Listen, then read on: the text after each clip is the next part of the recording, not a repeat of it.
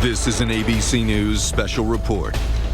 Now reporting, George Stephanopoulos. Good afternoon. We're coming on the air right now for the memorial service of George Floyd in Minneapolis, Minnesota. That is the scene at North Central University today, where the memorial service, the first of many memorial services, will be held for the man who was killed on Memorial Day at the hands of police in Minneapolis. That movement now has swept the nation after the country watched 9 minutes, nearly 9 minutes of video where he was held down with a knee on his neck by several police officers who've now been charged, one with murder, 3 with aiding and abetting murder. Today, the first of many memorial services to celebrate his life, also to mark the cause that he is now known for. I want to go to Lindsay Davis, ABC News Live anchor in Minneapolis. She's at the spot where George Floyd was killed. And Lindsay, those 9 minutes 10 days ago have shaken the nation, created a real moment that's been a long time coming. A real moment indeed. I think that to discuss the magnitude of it, you really have to define it by the history of it. And I'm just going to take this ear out for a moment because I'm hearing the service. But I think back to Sojourner Truth, who in her famous "Ain't I a Woman" speech, she said, well, children, where there is so much racket, there must be something that is off kilter. And she said that back in 1851. And here we are, 169 years later, still fighting for the same things, for justice and for equality. But the racket that she described, I think it feels a little bit different this time. One of the first observations is that there's so many non-black participants who are taking part and becoming stakeholders in this conversation, who are marching, who are protesting, who are asking questions, who are curious about it and saying enough. As you said, this is the 10th day that now we're seeing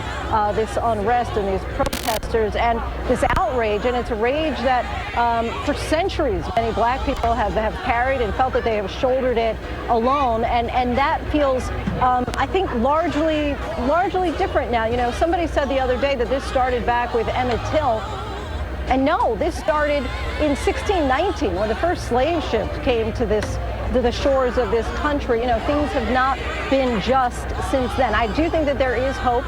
We're starting to see evidence of the beginning of change. We hear the LA mayor who's talking about reform for the police department there, the governor of Virginia who's talking about taking down the Confederate memorials and statues. Colorado's even talking about maybe the police officers outlawing chokeholds.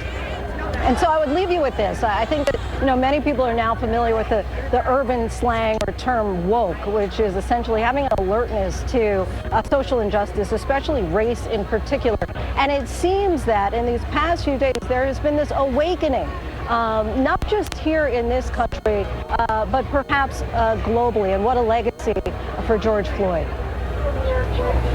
We have seen that conversation shake the country, shake the world. Byron Pitts, our anchor of Nightline. This service today, one of the purposes of the service, to continue that conversation, to send a message to the nation. Oh, George, that's absolutely right. As we hear the sweet sounds of that gospel choir, I think back to the purpose of memorial service in the black church. I'm someone who grew up in church. And so this particular service is meant to do 3 things. One is it is to allow people to walk into a space angry, heartbroken, to grieve. But after that, it is meant to allow people to celebrate the life of George Floyd.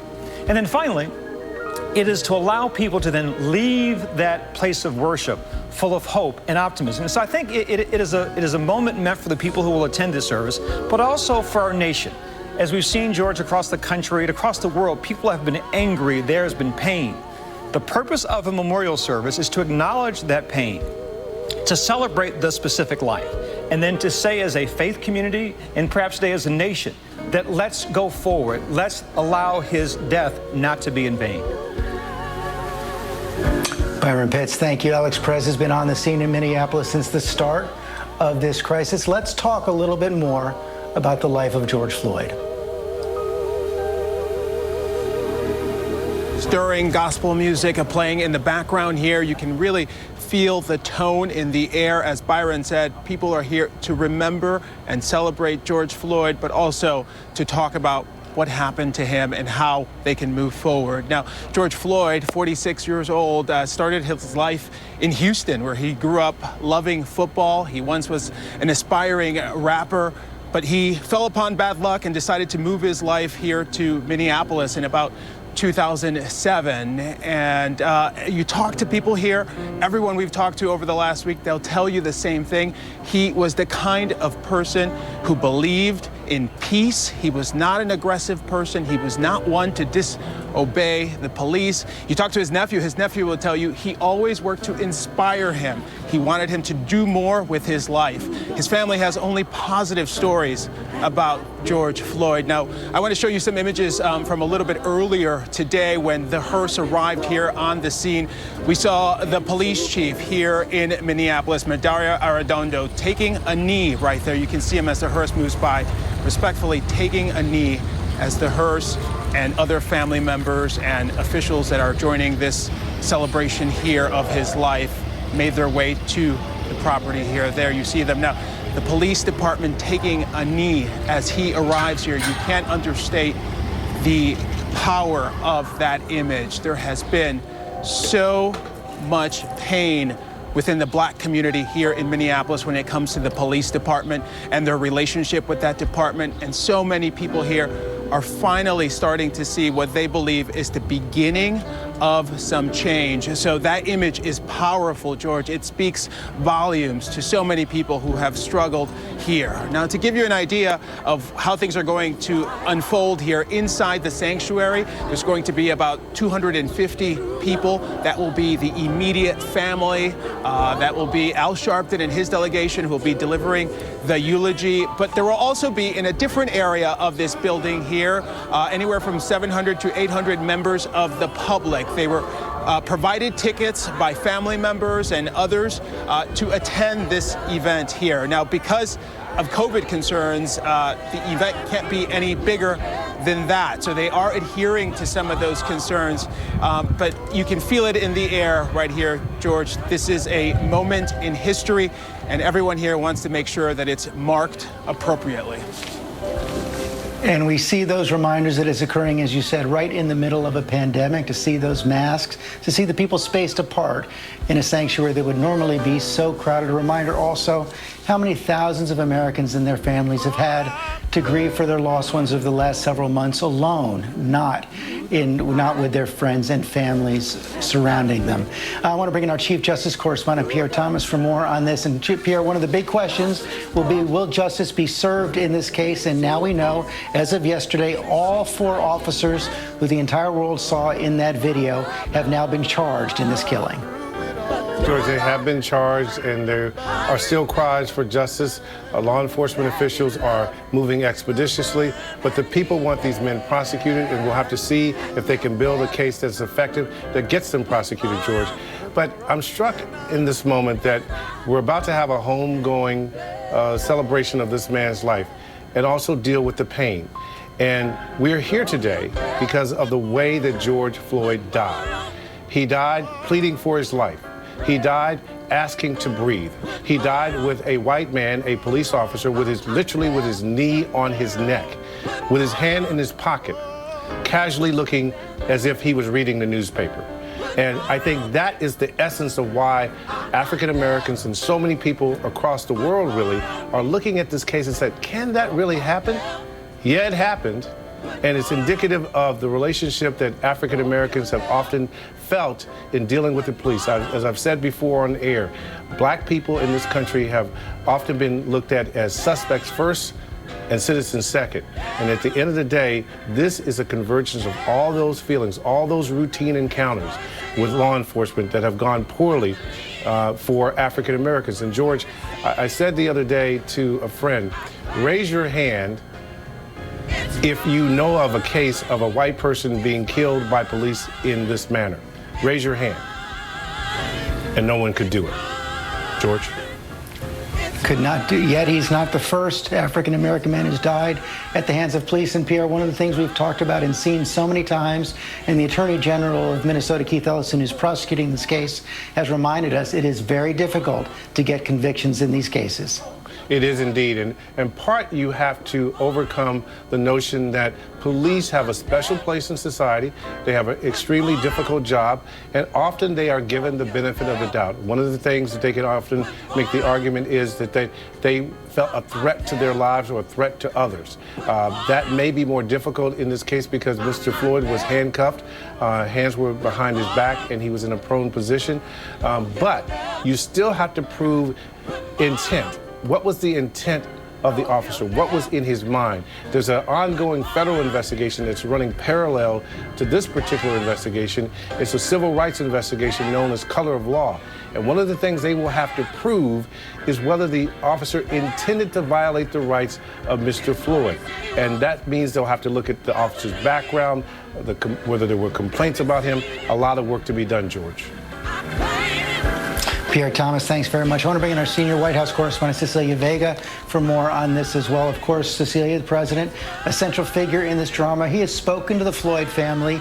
He spoke on Saturday briefly about his conversation with the Floyd family and how horrified he was by what he saw on that tape. But he's also had a string of communications over the last week on Twitter, on camera, where he talks about the need to dominate the streets, put down the protesters. And of course, we all remember that moment just a couple of nights ago now where he walked across the White House, 1600 Pennsylvania Avenue, to St. John's Church and brandished that Bible. George, the Floyd family was not very pleased with the outcome of the phone call that they had with President Trump. Floyd's brother said that he felt like he couldn't get a word in edgewise and frankly compared it to his phone call with Joe Biden, where they spoke for 30+ minutes and had a very heartfelt exchange. You mentioned the tweets. We counted them up today, George, and this is sort of an example, I think, of where President Trump has been through all of this. Of the 72 tweets today, not one mention of George Floyd's name. And his critics have been saying over the last 10 days since this happened that they have not heard enough in terms of an attempt to heal, an attempt to lead and bridge the gap that is in this country right now that we have seen play out day in and day out. And he has been accused, frankly, of fanning the flames of racial divide that exists in our country right now. We have seen critical mass come in terms of the criticism of the president's handling of this, including from inside his own administration, from former members of his own administration, from members of the military, of the highest ranks of the American military, criticizing the president for his handling of those protesters, the administration's handling of those protesters there in Lafayette Park. As you mentioned, he went to take that photo op there. 53%, George, more than half of this country feels that race relations have gotten worse under this president, and no doubt what we are seeing play out right now around this country is going to be a primary factor as voters head to the polls for the 2020 presidential election in just 5 months from now. Just 5 months from now. Rachel Scott is outside the White House today. Rachel, we've had demonstrations in over 140 cities across the country over the last 10 days. Some at times have turned violent, even though most were peaceful. Of course, some of the most intense right where you are right now, where those protesters gathered outside the White House beginning on Friday night were cleared out 2 nights ago. What is the scene there today? Well, people are still gathering out here in front of the White House. Yesterday, we saw thousands march here, and they are frustrated with the president's message by the handling of George Floyd's killing. They want to see a message of unity from this president, and they are not getting it. So they continue to show up. Take a look behind me, George. You can see them gathering here today. And this has been the scene of some of the violent, intense clashes that we have seen played out. But these protesters say they want to remain peaceful. I also want to draw your attention to this new fence that we're seeing here. The perimeter has continued to be pushed back here at the White House. But these protesters say they don't want to see more police presence.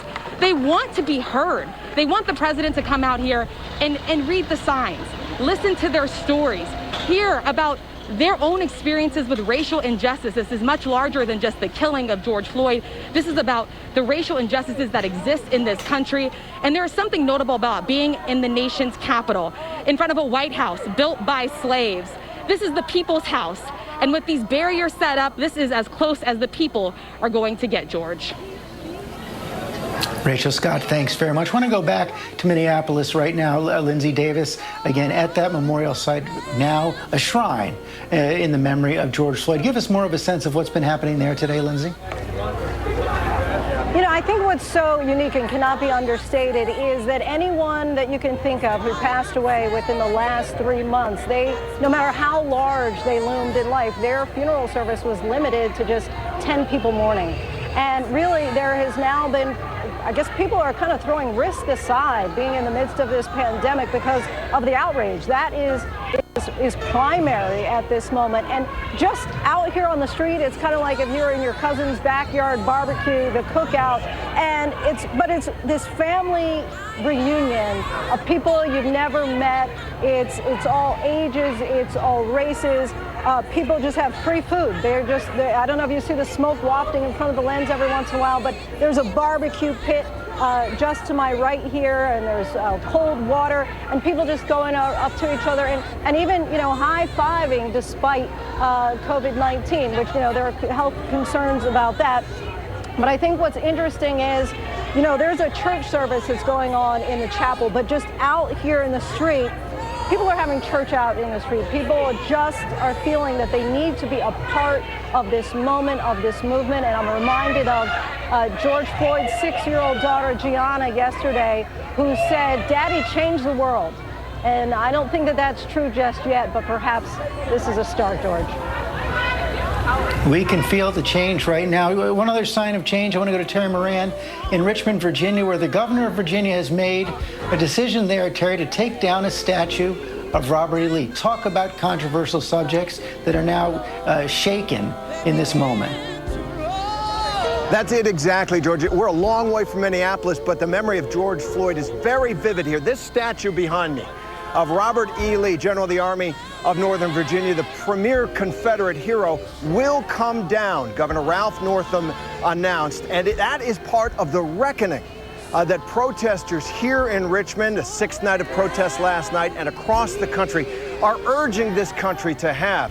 One of the things that's happening here with the removal of this statue, which has been a focal point of protests, is in some ways the end of a chapter in the history of American history. Protesters, and now the governor of this state, want to bring to an end the story the nation told itself about the Civil War, that it was about a noble lost cause, that valor on the battlefield and the blood spilled brought people together, when the truth was that the reconciliation was bought at the cost of black lives and the freedom and dignity of black Americans.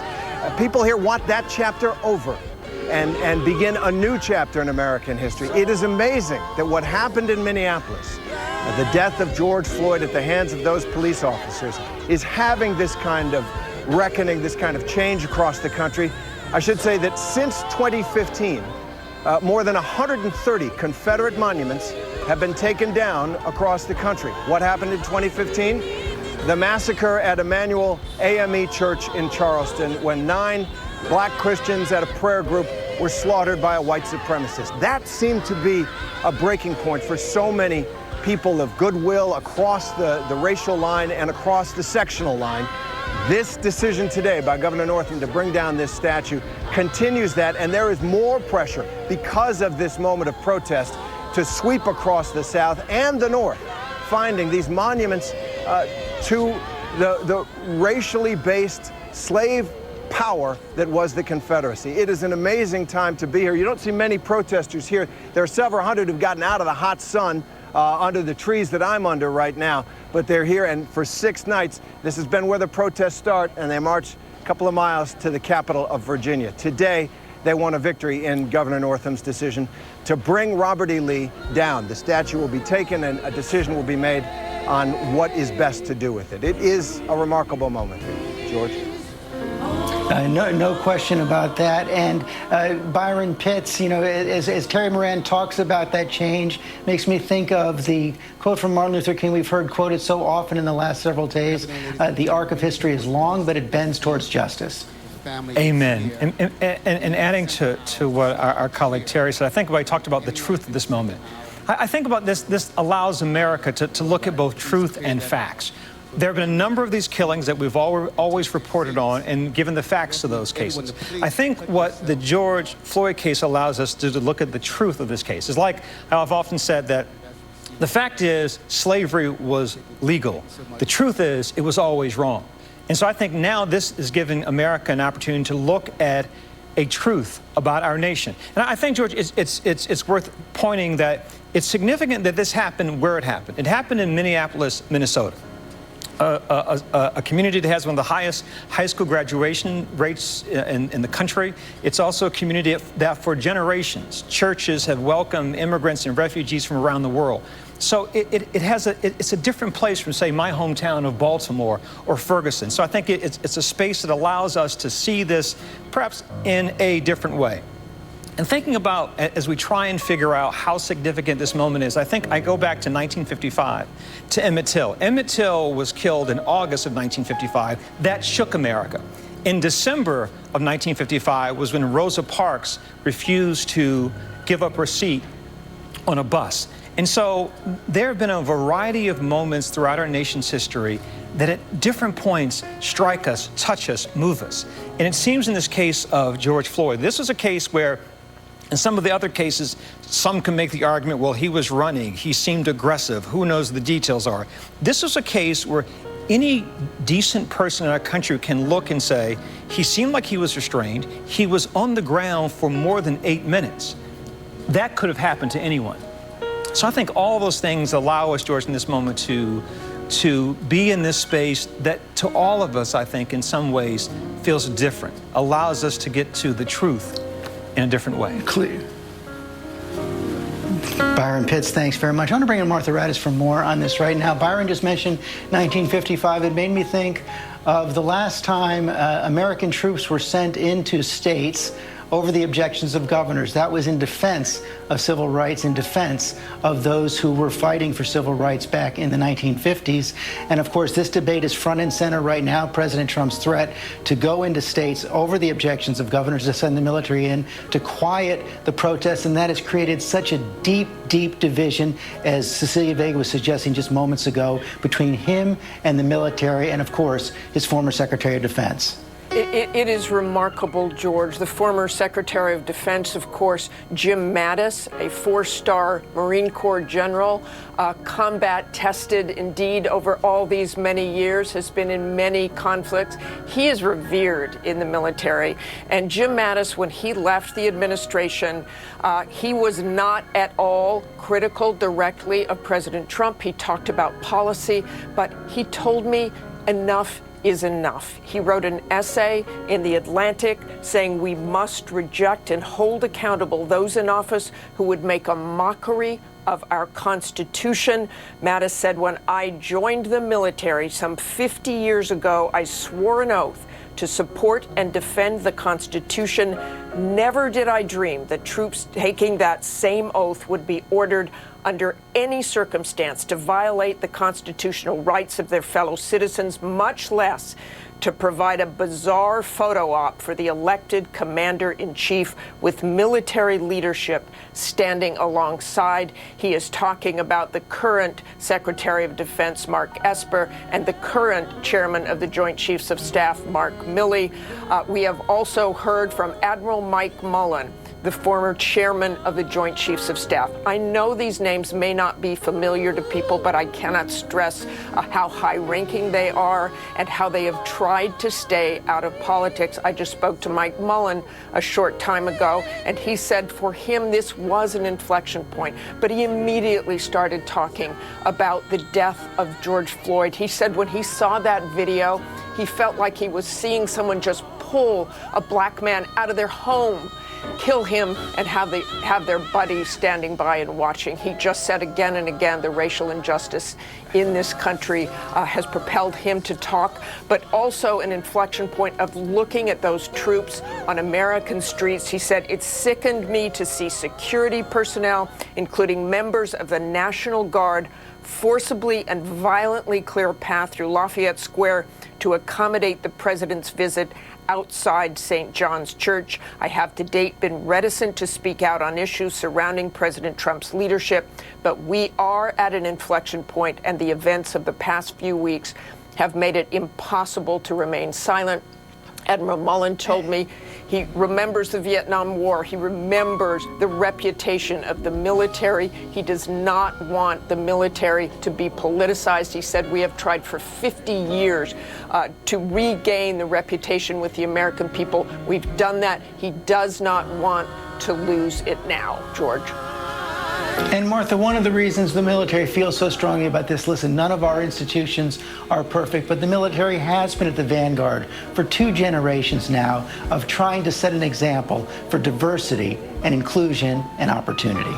Absolutely. That is exactly what the military has tried to do. And you know, one of the things in the military is teamwork, is unifying those teams, is fighting together as a team. And I think all of these generals and admirals who have come forward, who swore an oath to the Constitution, feel if the country can't come together, they feel that if the president is dividing the nation, the country itself can't come together, just as those teams, those American teams, those American service members have to come together to defend the nation. Martha, thanks very much. Alex Perez back at the site of this memorial service. We've seen the Floyd family come in now. We've seen civil rights leaders like Jesse Jackson. We know we're going to hear from Al Sharpton, as well as along with the Floyd family lawyer, Benjamin Crump. And I know you've had the chance to speak with Floyd family members over the last several days. I have, George.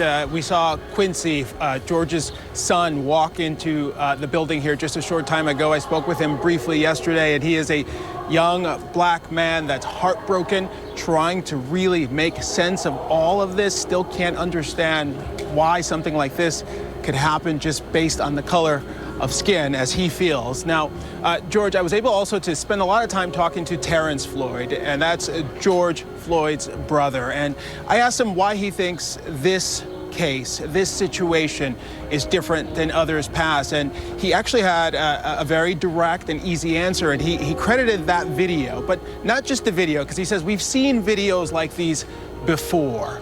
But unlike other videos where after the fact, a lot of people have injected this idea of perceived threat. Was the person reaching for the officer's gun? Was the person running away? Was the person trying to assault the officer? None of that existed in this case, he said. His brother was handcuffed on the ground, pinned down. And he says because of that video, that perceived threat, that's not there. And because of that video, he believes people who would normally look away, people who would normally not stand up for something like this, are now finding that they cannot. They must speak up. They must stand for it. And we've seen evidence of that here the last week. I've seen at that memorial, that mural that's now been seen around the world, from the very, very old to the very, very young. I've seen people of all shades, of all skin tones, coming there moved, emotional, and feeling like they lost a family member. As I mentioned here, the space is very limited, even more so because of the COVID concerns. But on the side here, you can see the perimeter. There are hundreds of people who know they won't get in. There are no monitors out here, so they won't be able to see what's happening. But they wanted to come here, stand outside in the heat, just to show and pay their last respects and support the family. His brother Terrence told me he knows this moment is different and that he hopes America recognizes it. George? Thank you very much. We're seeing Floyd's son, Quincy, Reverend Al Sharpton, now enter the arena as well. And as we're watching this, Pierre Thomas, I want to bring you back in on this as well, Pierre, because we are seeing peaceful observances today. Most of the protesters in the streets over the last several days have been peaceful, but it must also be said that this has become an opportunity for many who seek to sow violence as well. It has, George. Law enforcement today announced, the Attorney General announced that there have been 50-plus arrests connected to the various demonstrations across the country. And George, some of those involve arson. Some of those involve people attempting to run over police officers. They have had a case where a man was caught with bombs. There's been a case of a federal agent being killed, George. So this, make no mistake, is a toxic moment. The Attorney General just called it a witch's brew of different people trying to exploit the death of George Floyd for their advantage.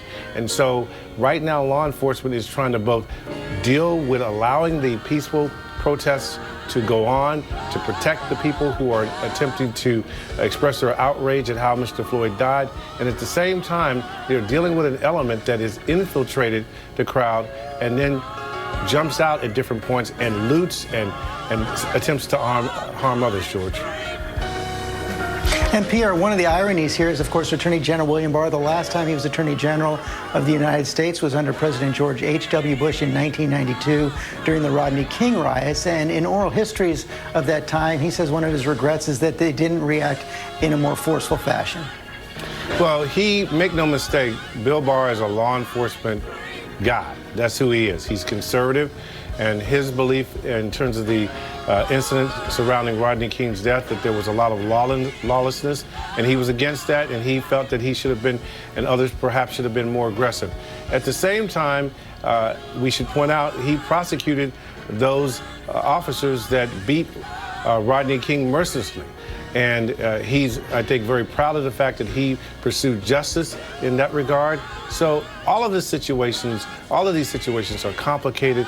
Right now, it requires, in the eyes of a lot of law enforcement officials I've been talking to, patience and also an ability to want and have change, George. A number of law enforcement officials I've talked to are speaking about how this death of Mr. Floyd set back many efforts around the country to engage populations, to have police to deal with the communities that they serve in a much more fair and honest way. You have to remember that in the civil rights movement, again, police were seen as the enforcers of oppression. And now you have a situation where black people are reminded yet again that when they deal with law enforcement, that they have to be more careful than their white counterparts. One of the things with the Floyd case that was interesting to me is when you look at the initial complaint against the officer who had his knee on the back of the neck of Mr. Floyd, there was an anecdote in the complaint that speaks to the situation that many African Americans find themselves in, George. Again, it was a case about cash, fake cash used to buy cigarettes. Yet when they encountered Mr. Floyd, they pulled out a gun. They pulled out a gun almost immediately in that conversation. And again, being an African American who's been pulled over from time to time, when you have those encounters with police and you know you haven't done anything wrong, and yet you're made to feel like a criminal, sometimes not far from your own home, this is what we're talking about, George.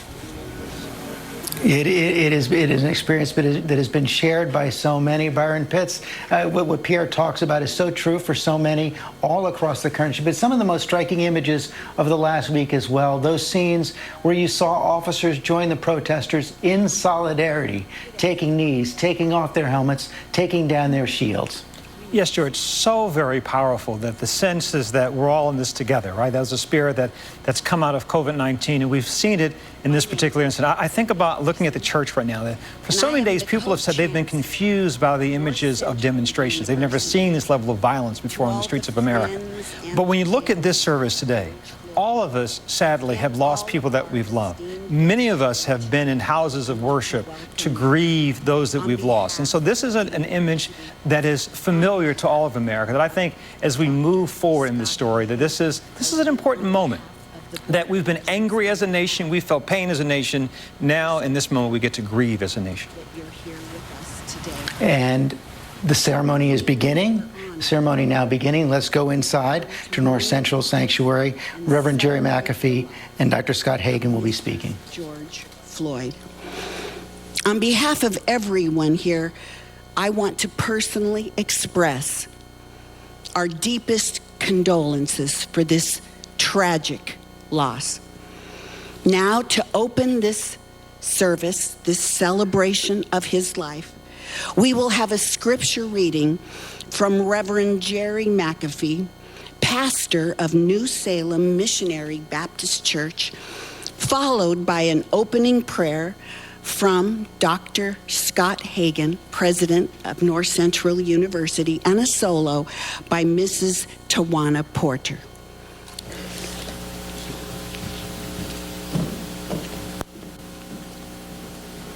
On behalf of the pastors and preachers from Minneapolis and St. Paul, the Bloods on the south side, Gangster Disciples and Vice Lords on the north side. Psalms 27. The Lord is my light and my salvation. Whom shall I fear? The Lord is the strength of my life. Of whom shall I be afraid? When the wicked, even mine enemies and my foes, came upon me to eat up my flesh, they stumbled and fell. Though an host should encamp against me, my heart shall not fear. Though war should rise against me, in this will I be confident. One thing have I desired of the Lord, that will I seek after, that I may dwell in the house of the Lord all the days of my life, to behold the beauty of the Lord and to inquire in his temple. For in the time of trouble he shall hide me in his pavilion. And the secret of his tabernacle shall he hide me. He shall set me up upon a rock.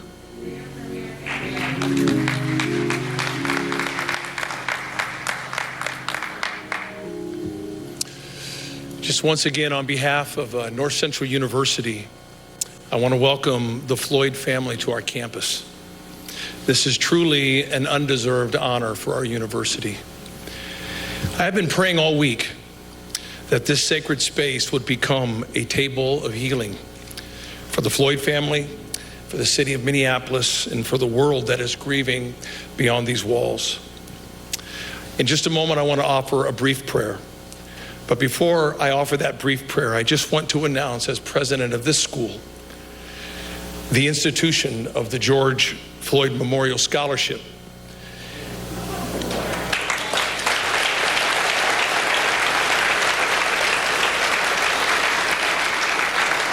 Even before announcing this scholarship yesterday, unsolicited, over $53,000 was handed to me to contribute toward the educational promise of aspiring young Black American leaders.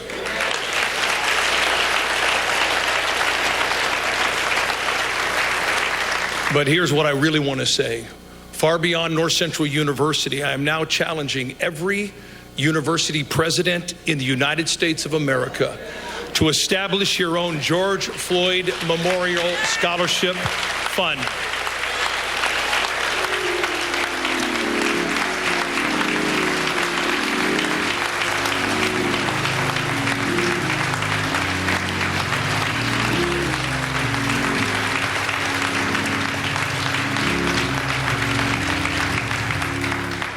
So people across this nation can give to the college of their choice.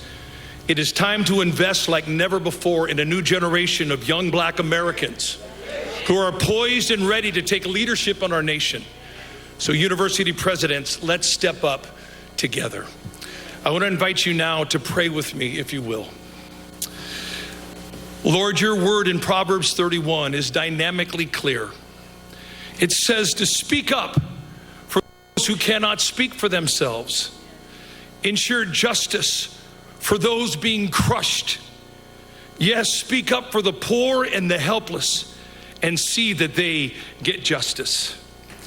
Lord, we are asking today for you to take this table of healing here in Minneapolis today and multiply this healing all over this nation as part of that now never fading voice crying out on behalf of those who have been and who are now being crushed in body and spirit. At this table of healing today, Lord, we ask that you touch the Floyd family with supernatural comfort and grace, that they may be granted a few moments of respite as their beloved father and brother and son is remembered in a way that honors his life and his personal faith in Jesus Christ. At this table of healing, we are asking you, Lord, to show us the way. Our city and nation are becoming rightfully despondent, with neighbor set against neighbor. Help us to repent, not just seek to restore. As a nation, as cities, as universities, and as religious communities, heal, make new, and help us, oh Lord, rebuild our national family. And finally, Lord, at this table of healing today, we are asking you to search our hearts as pastors, rabbis, priests, imams, business leaders, politicians, and educators. Help us reconcile our failed witness and lead us forward as caring neighbors and diligent gatekeepers of mutuality and mercy. Guide this generation to change the national narrative on race and power, and change all of our hearts until they match your heart. We ask all of these things in the name above all names, Jesus Christ. Amen.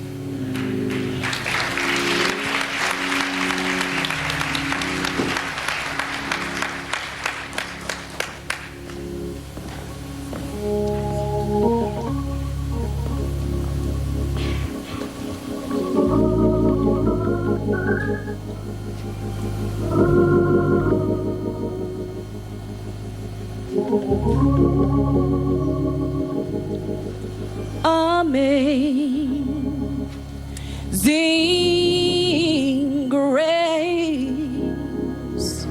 how sweet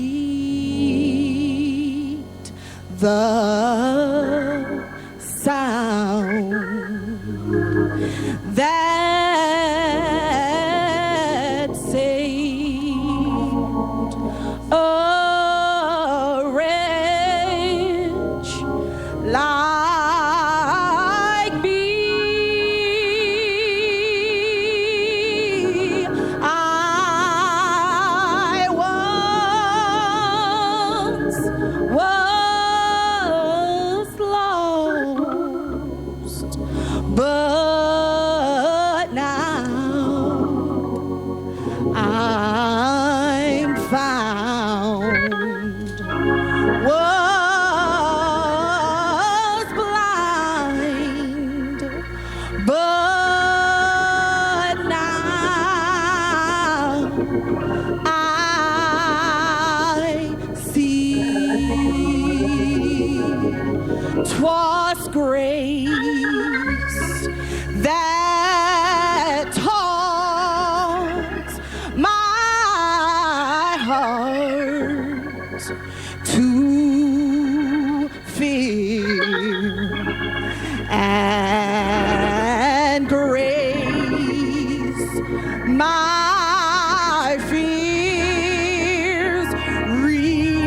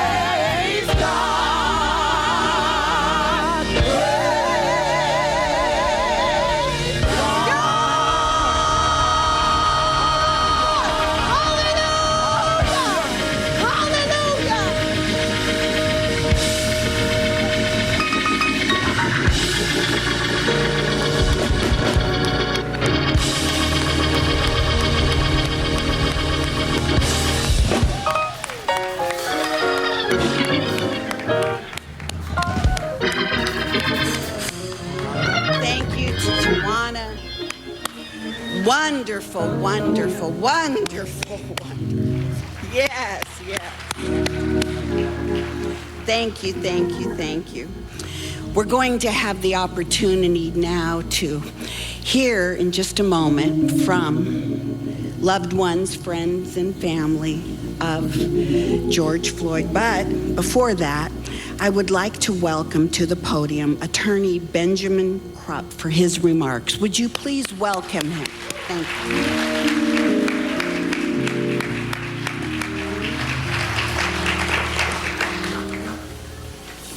I'm Attorney Ben Crump, and along with Attorney Tony Ramanucci and Attorney Chris Stewart, as my co-counsels out front seeking justice for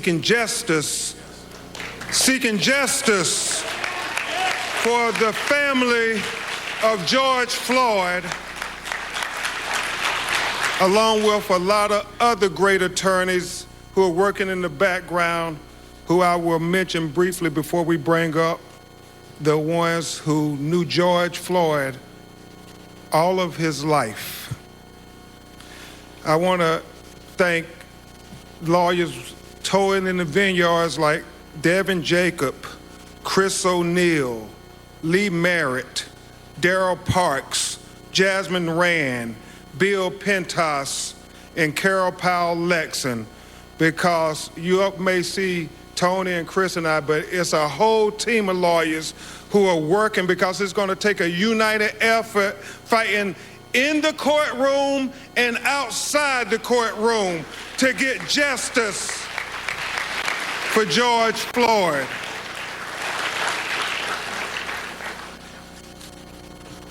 I would tell you all that because of the coronavirus pandemic, we have to stay on a strict schedule, and we all have to do this social distancing. But I want to just put it on the record, Reverend Al, that it was not the coronavirus pandemic that killed George Floyd. I want to make it clear on the record. Will Packard, it was that other pandemic that we're far too familiar with in America, that pandemic of racism and discrimination that killed George Floyd. So before we make a plea to justice, we feel it appropriate that you hear from the people who really knew George the boy, knew George the adolescent, knew George the man, and from whence George came.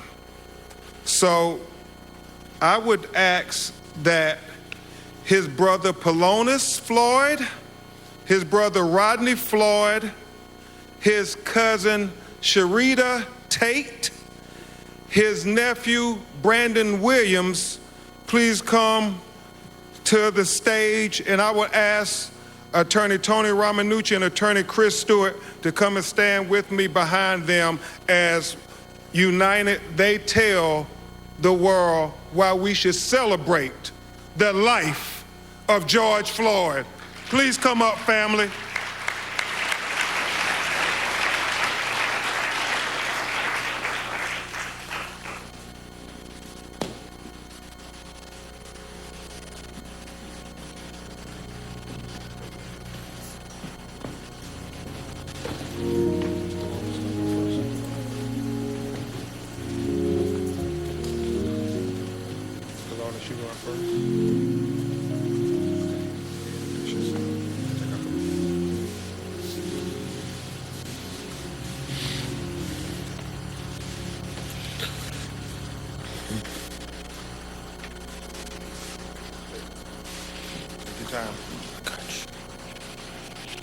Well, how y'all doing first? My name is Polonus Floyd, brother of George Floyd. Well, we come up together. We didn't have much. Our mom did what she could. We would sleep in the same beds. play video games together, go outside and, play catch with the football. And I used to say to myself, like, man, you can't throw. You can't throw at all. You know what I mean? Because the ball never came to me. And years down the line, because I was catching with one hand, two hands, any way you threw it, I started being able to catch it. He said, I can throw, but I just wanted you to go get the ball. The ball don't need to come to you. You need to go get the ball. But, my brother, we did a lot of things together, from like talking with my mom, dancing with my mom, cooking with our mom, brothers and sisters. Man, so much. We made banana mayonnaise sandwiches together, It was a family thing, Every day, we know when we come in the house, our mom was gonna have a huge plate of food separate from each other, and we would sit there and argue with each other who plate it was, and I'm like in 10 or 11, I'm talking about the plate with 6 pieces of chicken is mine, and he way bigger than me. You know what I mean? He's huge. So, man, from that, being in the house with my brother, man, it was just like inspiring to other people, because my mom used to take in other kids, and most of them was George's friends, and they wanted to stay with her. They loved her, and my brother, he was okay with it. So then you had 3, to me, they were grown then, because they kicked me out the room. They were 3 men, like 16, 17, they grown, sleeping in the same bed, waking up, going to the same school. And they wouldn't leave each other at all. They always wanted to be with each other at all times. Now, I remember nights when the day before school, we didn't have a washing machine. So we would all go in and put our socks and underwear in a bathroom sink and just start washing them. If we didn't have detergent, we would use soap. But we would wash it. We were gonna be clean. We were gonna be clean. So we would literally, right after that, we would take the socks and hang them over the hot water heater. And we'd take the underwear and hang them over there. And we would fight about it, me and his friends and all of you, like, no, you did it last night, because your clothes probably still be damp the next day if you don't put it on the hot water heater. So from that, and we learned a lot of stuff, but it's crazy because we didn't have a dryer. So the fastest way to dry your clothes was to put it in the oven and let it dry faster like that. So it was just, man, I love my brother, man. We had so many memories, together. I remember him waking me up, telling me, hey, man, can you iron my clothes for me? And I look at him, but then I look at his size and I say, you right, big bro, you right. You know what I mean? 'Cause it was just amazing. Everywhere you go and see people, how they cling to him. They wanted to be around him. George, he was like a general. Every day he walks outside, it'd be a line of people, just like when we came in, wanting to greet him and wanted to have fun with him. Guys that was doing drugs, like smokers and homeless people, you couldn't tell, because when you spoke to George, they felt like they was the president, because that's how he made you feel. He was powerful, man. He had a way with words. He could always make you ready to jump and go all the time. Everybody loved George. We didn't call him George. We called him Perry. If you called him Perry, you knew him direct, you know what I mean? Because George was the name, everybody called him Big George, Big Floyd, Georgie Porgy. He had so many different names. But I'm gonna go ahead and let. Go ahead. I'm not stopping you. Go ahead.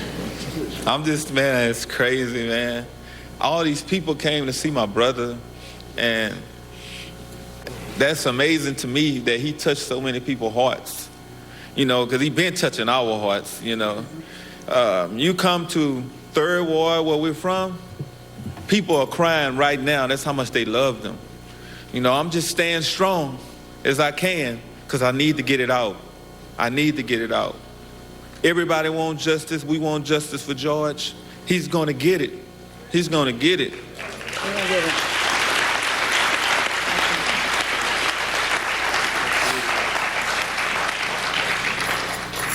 Good afternoon, everyone. I'm just going to echo some of the things that Falon has talked about, and that is that we come from a long line of large family members. Our mothers were siblings of 13, and if I can kind of fast forward a little bit, my aunt she lived in Houston, and she would always talk about being there, not having any of the siblings close to her. So my mother decided to move to the Houston area back early 80, 81. And so we came to Houston, and we were all excited that we could have somebody close to us, because the only time we really would see each other is like during the holidays or when people would travel to visit my grandmother. Long story short, I mean, we didn't have a whole lot, but we always had each other. And we always were taught that, you know, we could always bring other people into the fold. Always, no one should ever go home without having a meal or having food. And so that's how, as he talked about, my aunt was someone in the community that everybody, they called her Miss Sissy. And all of the kids loved to come over there. And she ended up having, 30 or 40 kids that would come over there because they always knew that they could get something to eat if they came there. And not only food, but they could be loved and they could feel part of the fold. So we were raised to always welcome people in and to embrace other people. And so you could see, as all these people, no matter who you talk to, they will all say the same thing, and that George was somebody who was always welcoming, always made people feel like that they were special, and nobody felt left out. And he would enter into a room. Everybody would feel like they were special. He would embrace them. As I think about the thing that I will miss about him most is his hugs.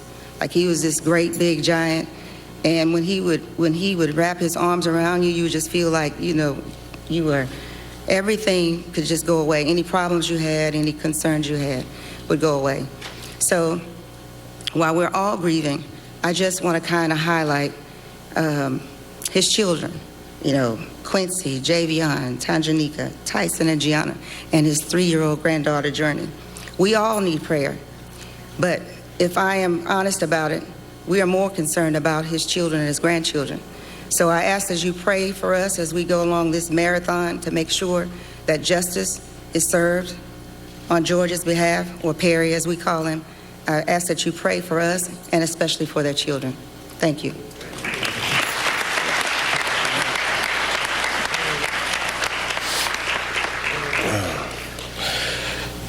How y'all doing? I am Rodney Floyd, youngest brother of George Floyd. And my older brother PJ was talking about childhood memories and how we grew up. And I would like to start where he left off. We didn't have much growing up, but all that great stuff, how we dried and washed our clothes, that was just ingenuity. And I mean, hey, we worked with what we had, but didn't have much, but we had a house full of love. And I mean, I appreciate the love of everyone in here in the state of Minneapolis. Y'all adopted my brother and showed him so much love, and we feel that love in your city, and thankfully everybody, and plus around the world. It's a beautiful thing, this great love we're receiving, and George Floyd is receiving, because he would love it. I wish he was here in the presence, in the flesh, to see it, because all this great unity, he would bring in the tears like he's bringing us. But I've shared fun memory of my brother, Big Floyd, as y'all know. Oh, cooking-wise, he would make me, honestly, him and the other brothers, 3 gentlemen my brother mentioned grew up in our house, so they would say, "Little bro, you make the best grilled cheese. Can you please go make us one?" I mean, if I tell y'all as a little 6 or 7-year-old kid, I did that numerous times. I realized as I got older, y'all just using me. But you know what? But I just happy to be doing it. But my big brother, I mean, great guy, great gentleman, great man. And as a child, without no father figure, he was big brother, but I didn't see the little stuff they were throwing out. He was doing the best he can. and the mistakes he made, and I watching them, following him, correcting myself as a grown man, as a teenager growing up, and, you know, learning from him how to be a man and everything he instilled us and taught us. He was doing him, but he was teaching us how to be a man because he was in this world already before us, and he gave us a lot of great lessons. And I mean, one thing about a man, keep the definition as is. Floyd, responsibility.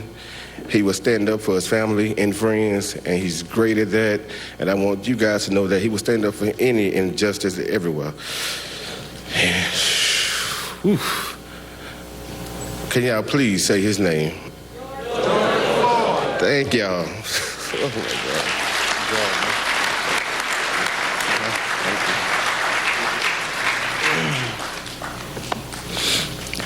I'm Brandon Williams, George's nephew.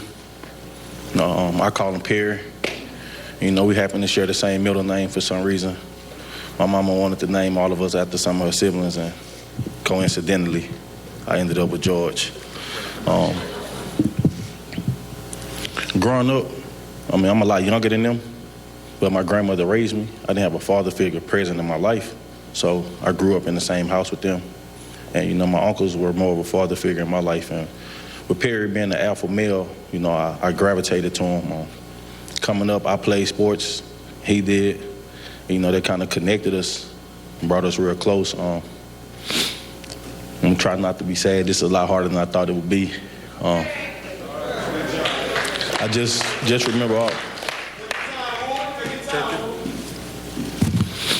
remember just all of the memories, man. So more than anything, I just want to say thank you to him, just for being there, just being a real, genuine person, just being loving and caring, and somebody I can count on no matter what. We didn't have much, but coming up, my grandmother tried her best, and wherever she selected, he picked it up for me. He made sure I had sneakers and clothes and a lot of stuff like that, and I appreciate that. I'm gonna end it with a funny story about he was the biggest LeBron James fan, and I remember, I don't know if you guys are familiar with the NBA, but when the Cavaliers, they came back on the Golden State Warriors in the finals, and I remember the very first phone call, and I told him, man, you too happy, you sound like you won a championship. And we laughed about it, and you know, he said, man, you know how I feel about LeBron. I did win a championship. So, and every time we would talk, you know, I asked him, like, hey, how you doing, man? You good? And he said, I feel like I won a championship. And that kind of stuck. It was just this inside thing we had. So I know with him being the strong person he was and seeing everybody come together and just rally around him and extend all of the love and support to our family. And, man, we thankful and grateful. And I know more than anything, with everybody grieving and hurting, he would want us to feel like we won a championship. So I'll end on that note. Thank y'all.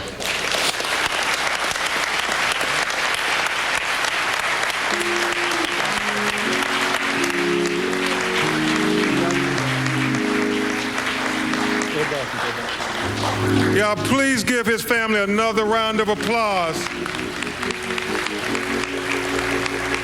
Please show them love. Show them love.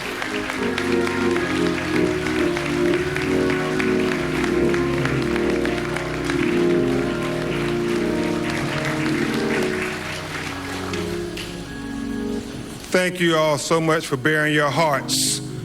If we learned one thing, the Floyd boys like to eat.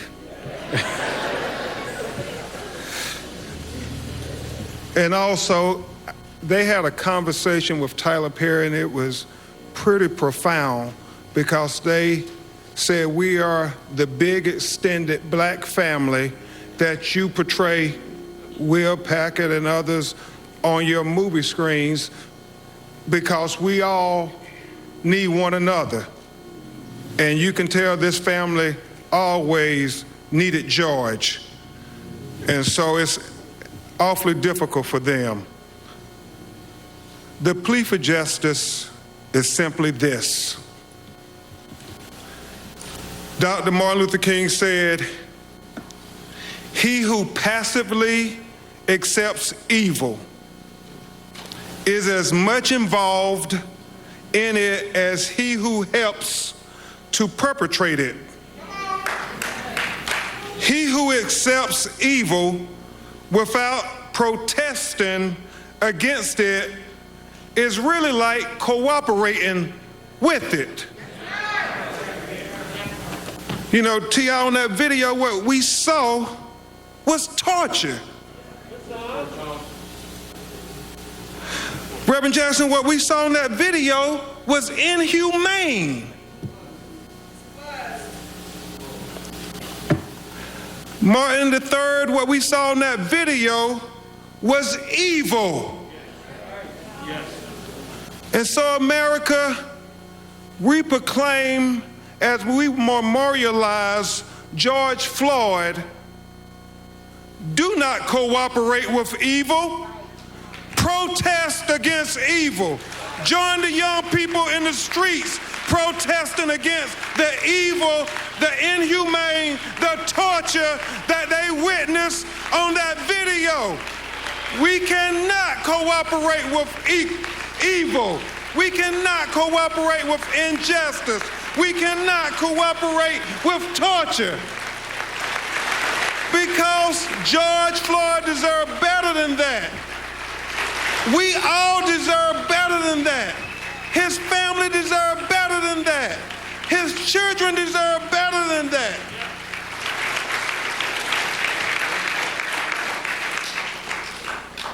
Steve, all George wanted from life is what any of us want. As Thomas Jefferson said in the Declaration of Independence, the unalienable rights endowed by our Creator, Tyrese, to life, liberty, and the pursuit to be happy on this earth.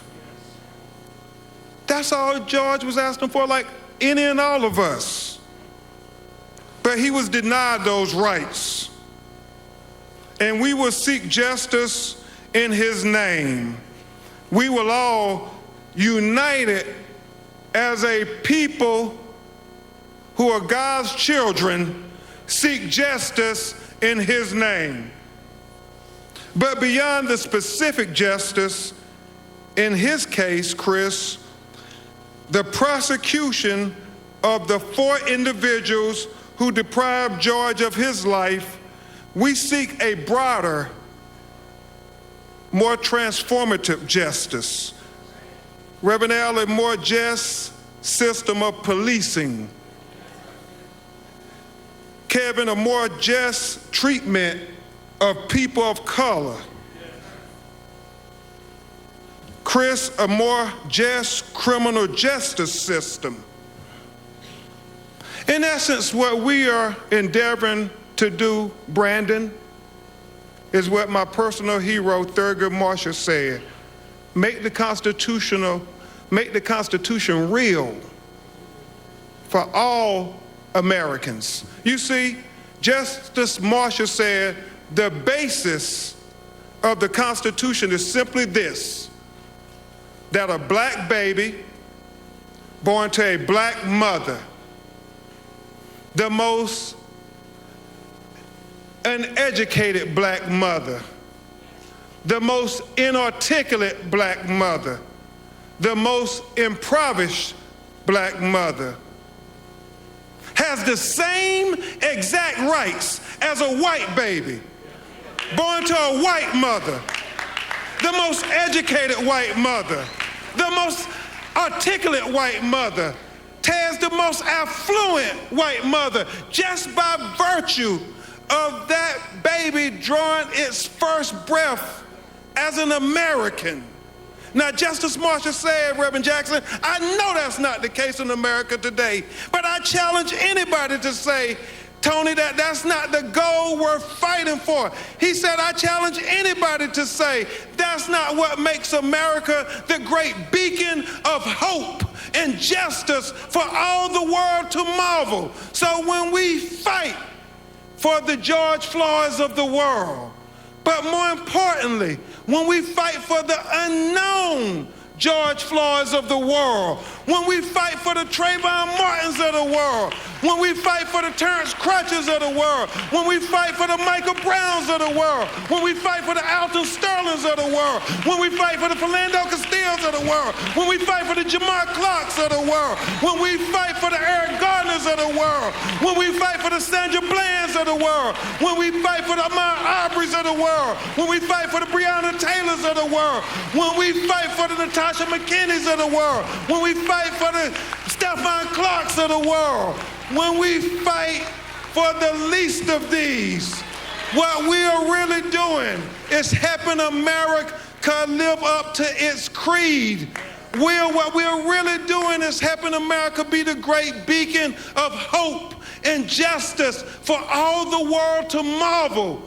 But most importantly, brothers and sisters, what we are doing is helping America be America for all Americans.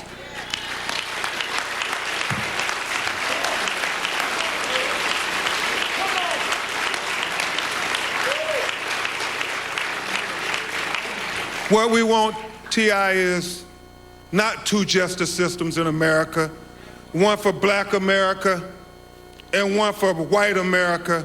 What we endeavor to achieve is equal justice for the United States of America, and George Floyd is the moment that gives us the best opportunity I have seen in a long time of reaching that high idea that this country was founded on. Thank you so much. This is the plea for justice. On behalf of the family, the children, we will get justice. We are committed to it. Now, I would introduce you to a man who really needs no introduction, who will eulogize George Floyd.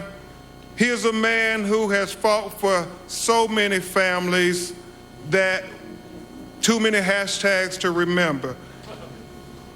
And when he gets the call, he always answers the call. Even when the cameras aren't around, even after the cameras are gone. Ask Eric Gardner's family. Ask Stephon Clark's family. Ask any of these families. The cameras have long gone, Tony, but Reverend Al continues to answer the bell when our people call. He is a leader that you see on TV commentating about our experiences, but more importantly, he is a leader who has lived our experiences, and because he have lived those experiences, that's what makes him so effective in commentating on MSNBC about our experiences. And he is going to talk about the experience of the terrible loss of somebody who should be with us today, and that is George Floyd.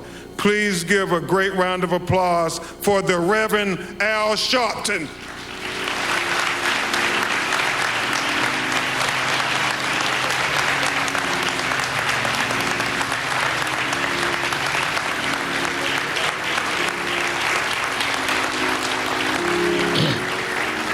Thank you.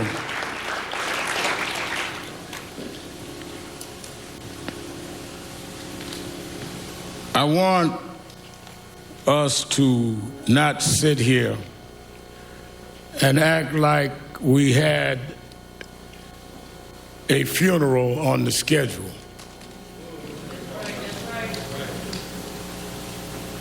George Floyd should not be among the deceased. He did not die of common health conditions. He died of a common American criminal justice malfunction. He died because of there has not been the corrective behavior that has taught this country that if you commit a crime, it does not matter whether you wear blue jeans or a blue uniform, you must pay for the crime you commit.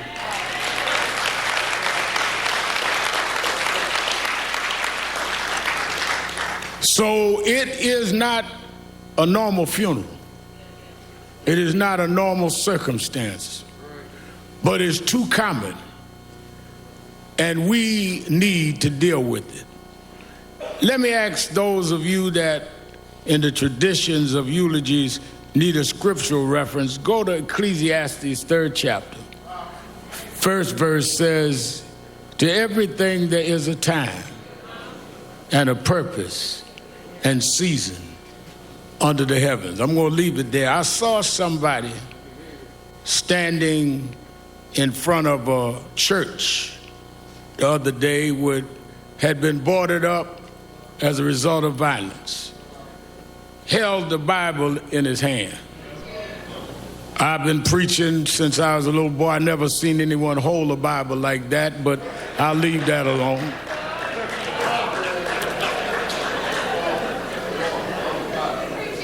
But since he held the Bible, if he's watching us today,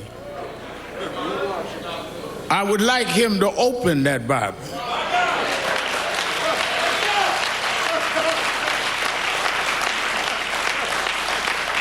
And I'd like him to read Ecclesiastes 3. To every season, there's a time and a purpose.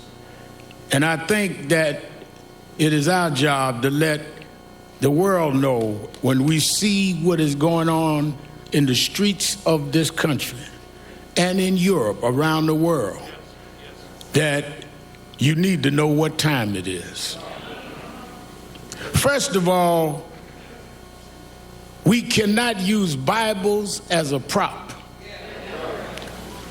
And for those that have agendas that are not about justice, this family will not let you use George as a prop.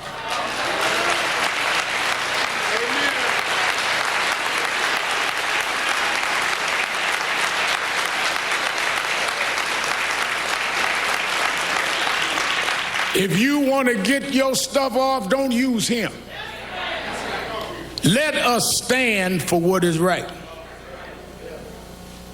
Because when I got the call from Attorney Crump, and usually when he calls me, it's not to find out how I'm doing. It's usually because something happened that he wants National Action Network and I to get involved. And he explained to me what was happening with this case. And I'd already heard about it in the media. And immediately I said, well, let me know what you want me to do. He said, whatever you need to do. One of the things, Martin, that I've always had to deal with is critics would say, all Al Sharpton wants is publicity. Well, that's exactly what I want. Because nobody calls me to keep a secret. People call me to blow up issues that nobody else will deal with. I'm the blow up man, and I don't apologize for that. Because you get away too much with hiding things. Honey has talked about y'all putting clothes in the oven to have your clothes dried. Well, I didn't grow up in the third world, but I grew up in Third Ward. I grew up in Brownsville, and we had roaches. Now, I know Kevin Hart and some of the rich Hollywood folk here don't know what roaches are, but we had roaches, Ludacris. And one thing I found out about roaches is that if you keep the light off, if you're in the dark,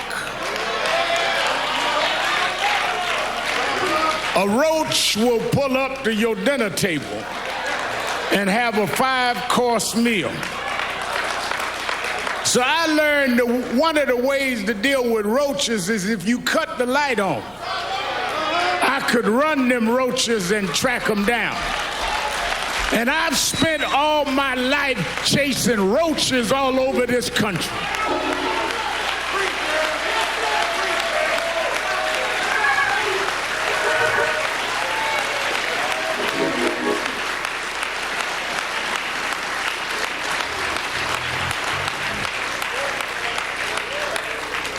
Soon as I talked to the family and got the details and heard that among George's last words was, "I can't breathe," with a knee on his neck, I immediately thought about Eric Gardner. I did the eulogy at his funeral. And I called his mother. And I said, "I know we are not going out because of the coronavirus, but this is so much like Eric. If we could arrange some private way to go to Minneapolis, would you go?" And she said, "Rem Al, I'm already packing. Let me know." Tyler Perry said, "I'll give the families, the plane, whatever y'all need, because this is wrong." Robert Smith said, "Don't worry about the funeral costs." People across economic and racial lines started calling and getting in. And we flew out here, her and I, last Thursday. And when I stood at that spot, reason it got to me is George Floyd's story has been the story of black folks. Because ever since 401 years ago, the reason we could never be who we wanted and dreamed of being is you kept your knee on our neck.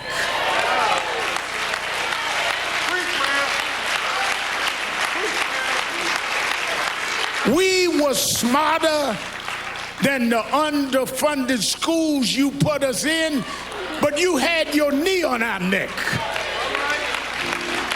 We could run corporations and not hustle in the street, but you had your knee on our neck. We had creative skills. We could do whatever anybody else could do, but we couldn't get your knee off our neck.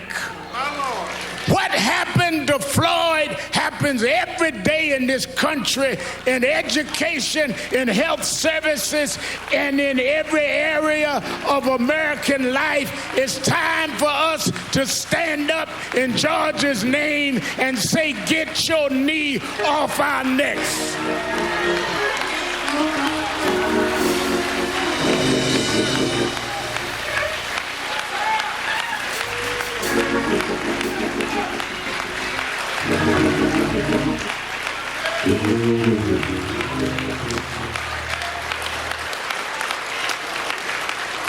That's the problem, no matter who you are.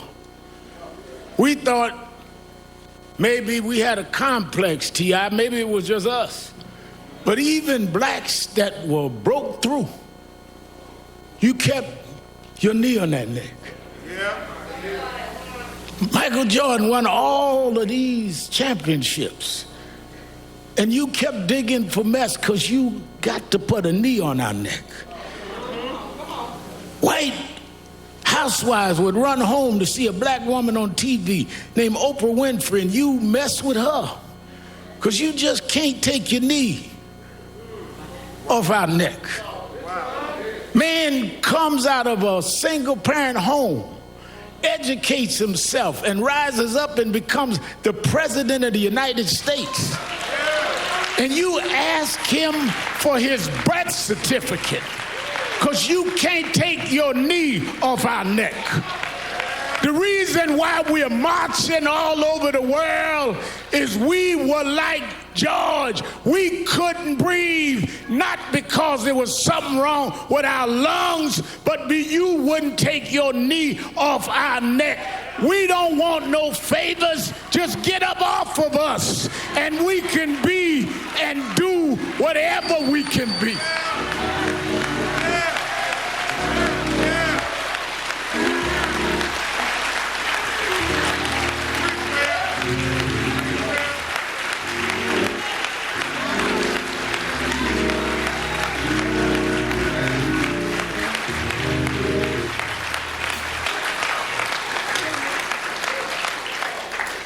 There have been protests all over the world.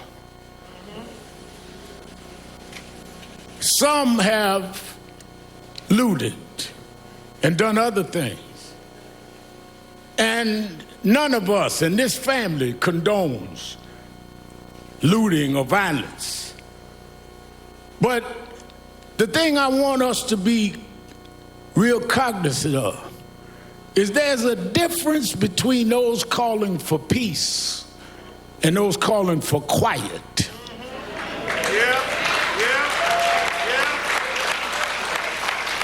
Some of y'all don't want peace. You just want quiet.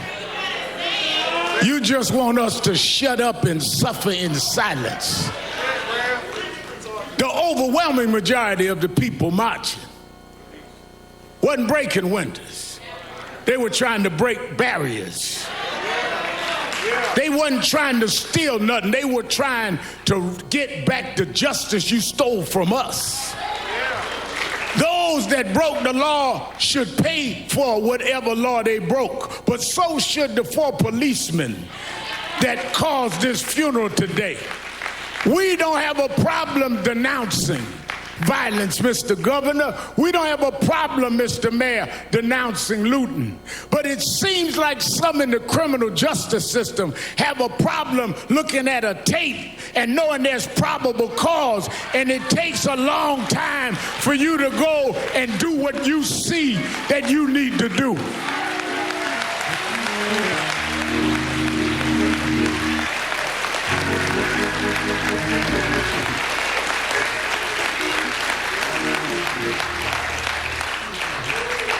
But I'm one that, as Ben Crump said, National Action Network and I have been involved in a lot of these fights we started around criminal justice. I did speeches and eulogies at most of the funerals that we've had in this space in the last couple of decades, and led the marches and did what we had to do. I look at Martin III, we went to jail together, fighting these fights, like his daddy went to jail before. But I'm more hopeful today than ever.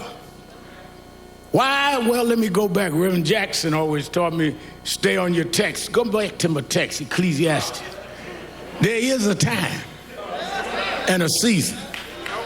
And when I looked this time and saw marches where in some cases young whites outnumbered the blacks marching, I know that it's a different time and a different season.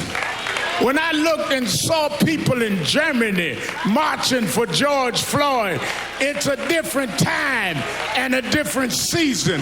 When they went in front of the Parliament in London, England, and said it's a different time and a different season, I come to tell you, America, this is the time of dealing with accountability in the criminal justice system.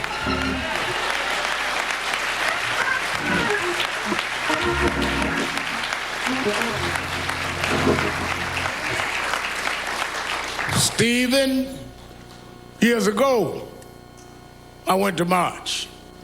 Now I remember a young white lady looked me right in the face and said, "Nigga, go home." But when I was here last Thursday, and Miss Carr and I was headed back to the airport, I stopped near the police station. And as I was talking to a reporter, a young white girl, she didn't look no older than 11 years old. She tagged my suit jacket. And I looked around and I braced myself. And she looked at me and said, "No justice, no peace."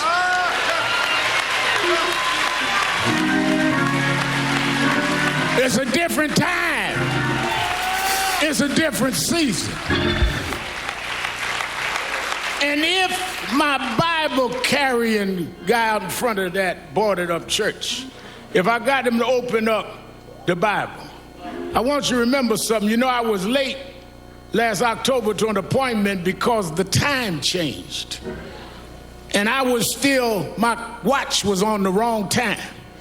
You know, once a year, time goes forward.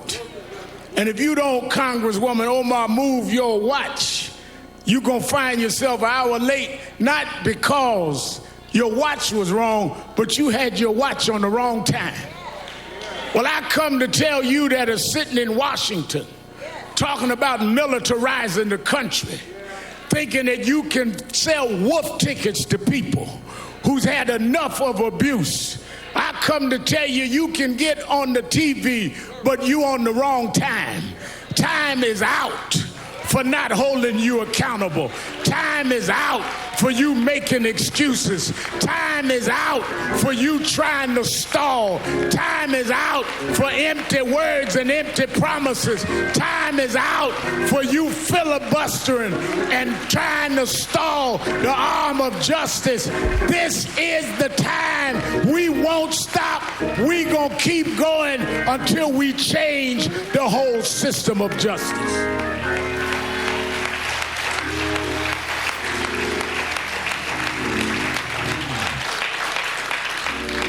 Our organizations have called this a day of mourning. NAACP, National Urban League, Legal Defense Fund, Black Women's Roundtable, Lawyers Committee, all got together, said we're gonna have a day of mourning.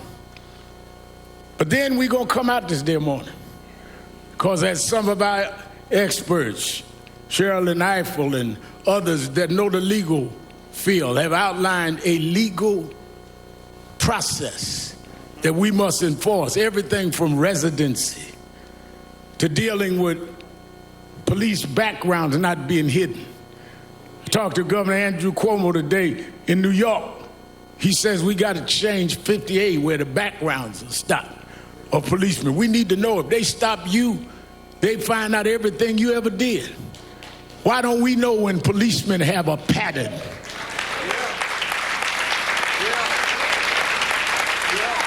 We got to go back to consent decrees. Under the Obama administration, they had put certain cities with patterns and practice under consent decrees. From Jamal Bryant to know when he was pastoring there in Baltimore, that they put it under consent decree. One of the first things that happened in the next administration was they stopped the consent decrees. We have specific policies that need to happen. Therefore, I'm glad Martin III is here today, because on August 28th, the 57th anniversary of the March on Washington, we're going back to Washington, Martin. That's where your father stood in the shadows of the Lincoln Memorial and said, I have a dream.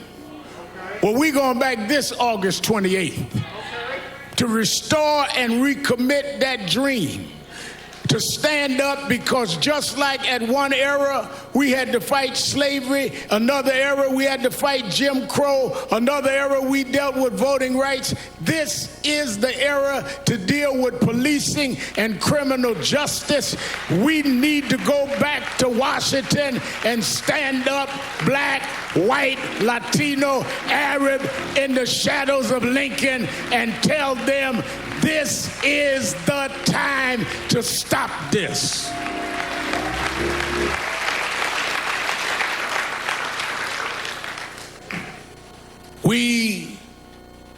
Martin and I talked about this. I've asked Reverend Bryant to get the faith leaders together. I talked Randy Weidengard about the labor leaders. Oh no, we're going to organize in the next couple of months in every region, not only for a march, but for a new process. And it's going to be led by the Floyd family. And it's going to be led by the Garner family. And it's going to be led by those families that have suffered this and knows the pain and knows what it is to be neglected. Yeah. And it's going to be getting us ready to vote not just for who's going to be in the White House, but the State House and the city councils that allow these policing measures to go unquestioned. We are going to change the time. Let me say this to the family who has shown such great grace and real level and balanced thinking. And that's why I want them to help lead this. And I think one of the greatest thinkers of our time, Dr. Michael Eric Dyson, I've asked come and speak. We need to break down, because y'all don't know what time it is. Y'all are operating like it's yesterday. And the reason y'all late catching up to what these protests means is because you didn't turn your clock forward. Talking about make America great. Great for who and great when? We gonna make America great for everybody for the first time.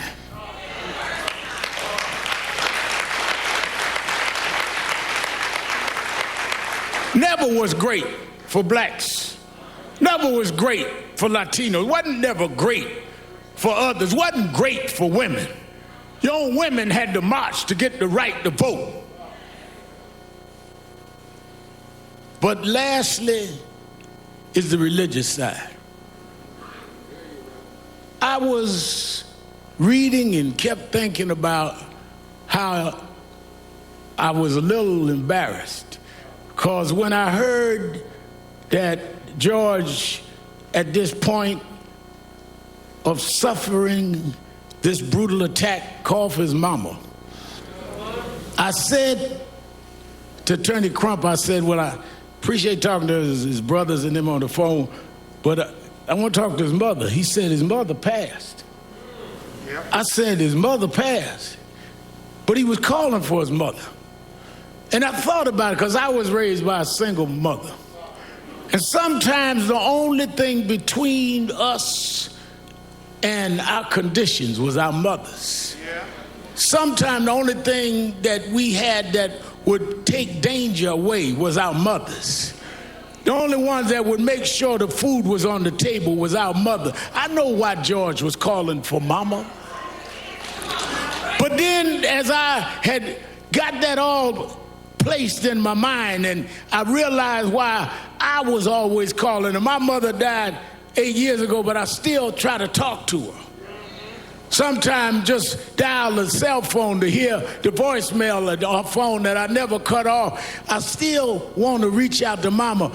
But talking to Quincy last night, one of his 5 children, Quincy said, you know, I was thinking maybe he was calling his mother. Because at the point that he was dying, his mother was stretching her hands out, saying, come on, George. I'll welcome you where the wicked will cease from troubling, where the weary will be at rest. There's a place where police don't put knees on you, George.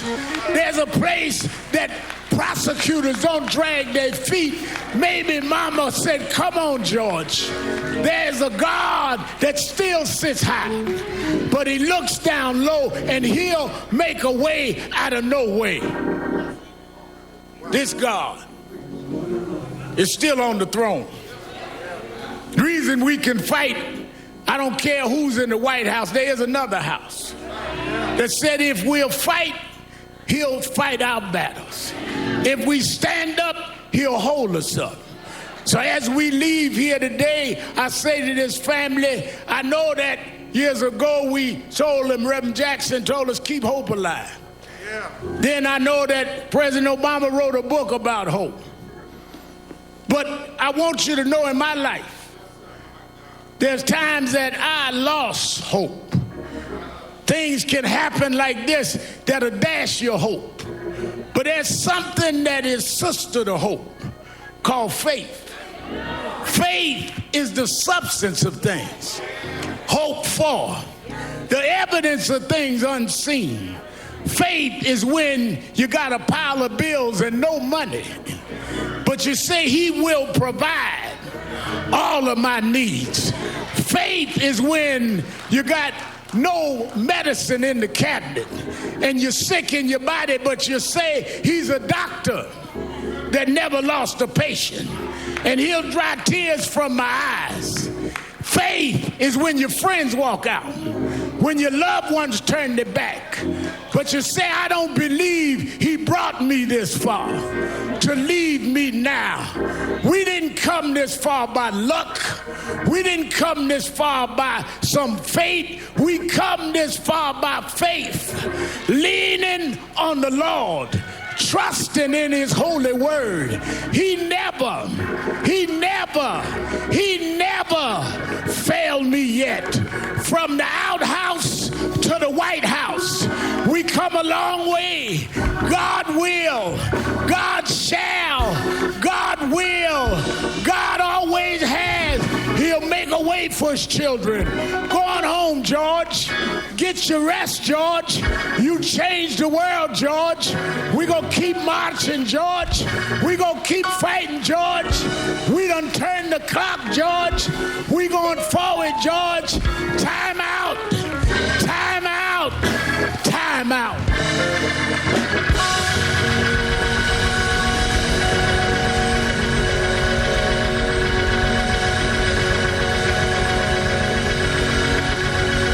Hezekiah Walker. We ask gospel great Hezekiah Walker sing a song for the family. After which, Derek Johnson of the NAACP asked me, Attorney Crump, we're going to stand for 8 minutes and 46 seconds. Though that was the time that George was on the ground.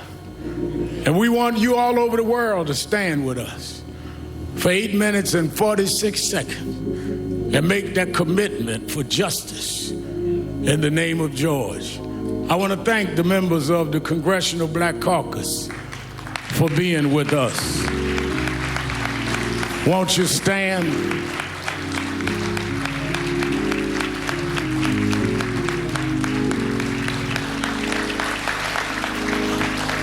I want to thank the son and heir and co-convener, Dr. Martin Luther King III, for being with us.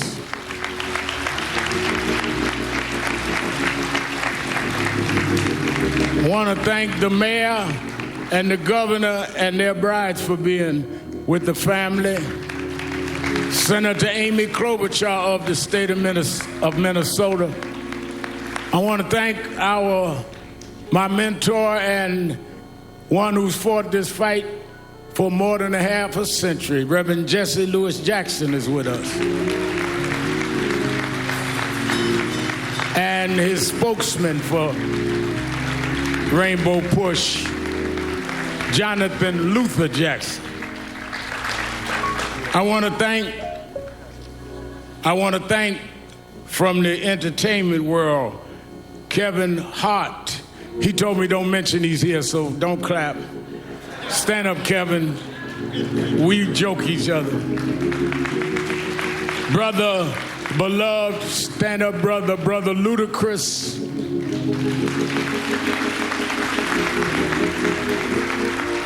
Tyrese Gibson, who's an extraordinary activist in his own right. Master P.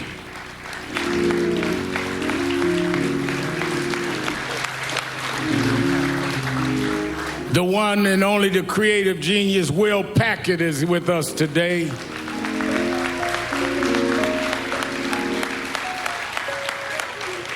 And a brother that we've marched together and done a lot of things. He does not just put his name on somebody's petition, he puts his body on the line. Brother T.I. is in the house.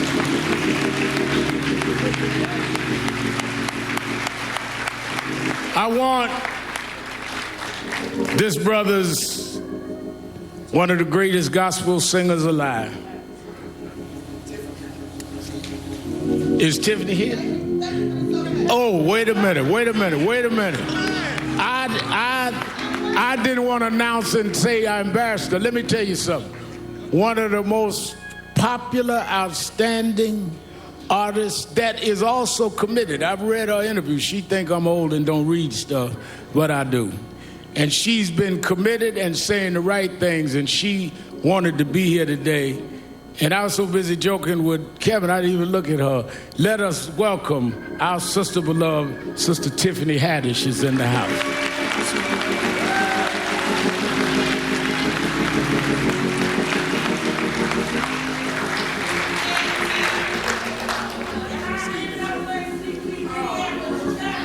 Well, I'm going to announce all the rest. Wait a minute, y'all don't start introducing folk. I got them all. Let us hear a selection from Brother Hezekiah Walker. God bless everybody. Let's have some church for a little while. Y'all ready to have some church? I came all the way from Brooklyn, New York to do this for George and the family. The song says, every praise, amen, is unto our God. Let's do it. Come on, let's stand to our feet, everybody. Come on. Come on. Put your hands together. Come on. Come on, come on, come on. Come on. Every praise, come on. Every praise is to our God. Is to our God. Every word of worship. Every word of worship. With one accord. With one accord. Every praise. Every praise. Every praise. Every praise. To our God. Is to our God. Sing hallelujah. Sing hallelujah. Oh. To our God. Glory hallelujah. Glory hallelujah. Is to our God. To our God. Every praise. Every praise. Every praise. Every praise. To our God. Is to our God. Come on, let's take it up. Come on. Every praise. It's to our God. Is to our God. Put them hands together. Come on. Every word of worship. With one accord. With one accord. Come on. Every praise. Every praise. Every praise. Every praise. To our God. Is to our God. Look at your neighbor and say, sing hallelujah. Sing hallelujah. Oh. To our God. Glory hallelujah. Glory hallelujah. It's to our God. To our God. Come on. Every praise. Every praise. Every praise. Every praise. To our God. To our God. Come on, my people. Let's take it up one more time. Come on. Every praise. It's to our God. every word of worship. Every word of worship. With one accord. With one accord. Every praise. Every praise. Every praise. Every praise. To our God. To our God. I don't care how you're feeling. Sing hallelujah. Sing hallelujah. To our To God. our God. Hallelujah. Glory hallelujah. To our To God. our God. Every praise. Every praise. Every praise. Every Is to our God. To our God. This is my favorite part right here. Come on. God, my Savior. God, my healer.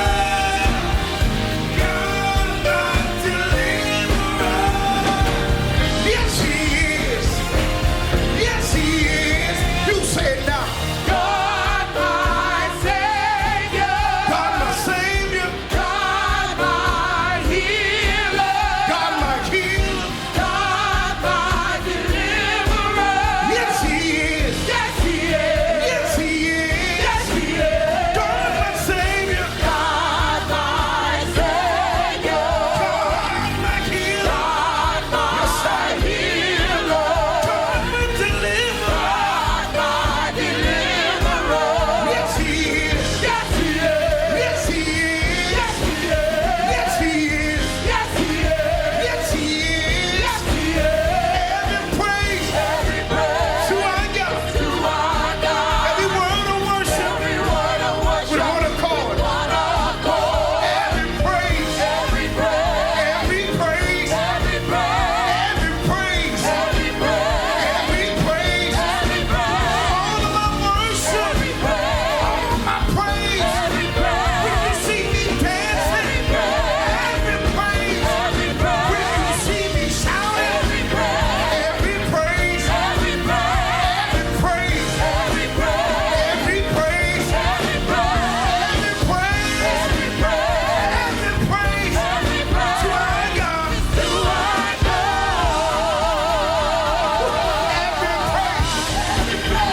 Every praise. Every praise. To our God. To our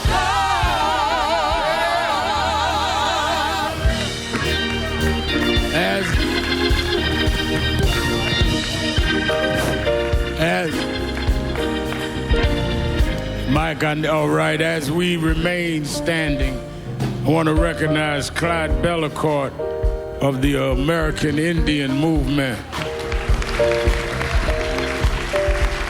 Brother Bellecourt, we honored that you came. Thank you.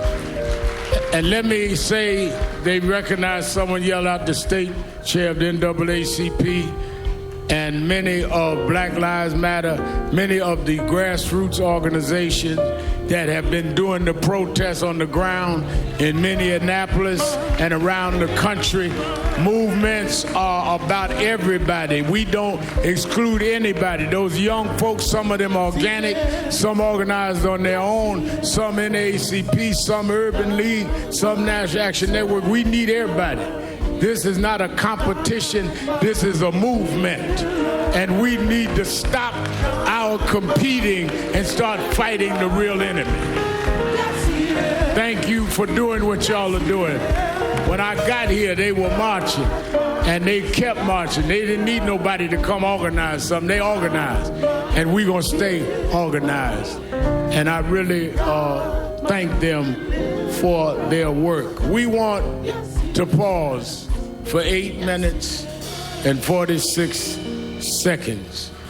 I want you, because of the pandemic, I'm not going to ask you to take hands, but I want you to stand next to someone with the right distance. The amazing thing about this movement, people say they never seen marches all over the country. Well, we've had that, but we never had it in a pandemic. The reason I know this is a different time is people came out by the hundreds of thousands at risk of their own health to stand up. People that had been sheltered in broke out of shelter. First flight I took was to come here in many weeks. And maybe in God's own way, Martin, the fact we were sheltered means we couldn't watch sports, couldn't watch nothing. We had to keep watching that tape. Maybe because we had no distractions, that finally we are ready to deal with this. So as we stand, I would like us to stand together, and I think there's only one woman up here. I want Tiffany, since I was disrespectful, would you come stand with us up here? Tiffany Haddish, so you won't be talking about me in your next interview. And I would like the mother of Eric Garner, who's mother of the one who originally died of police custody, saying, "I can't breathe," to stand with me and Ben Crump on stage. It's Gwen Carr. Let us stand. Somebody said, Reverend, 8 minutes is a long time. That minute was long enough for the police to understand what they were doing. That means it was long enough for one of them 3 cops to stop what was going on. That means it was long enough for whatever this officer had in mind for him to rethink. As you go through these long 8 minutes, think about what George was going through, laying there for those 8 minutes, begging for his life. Heard someone say, narrating his own death. We can't let this go. We can't keep living like this. Sam Jackson, is Sam still here? Steve Jackson, is he here? Steve, we won't recognize, I was recognizing everybody. We got to stop this here. And we got to, in this time, bring about a new season. Let us stand still. You that believe in faith, bow your heads, or whichever way you worship.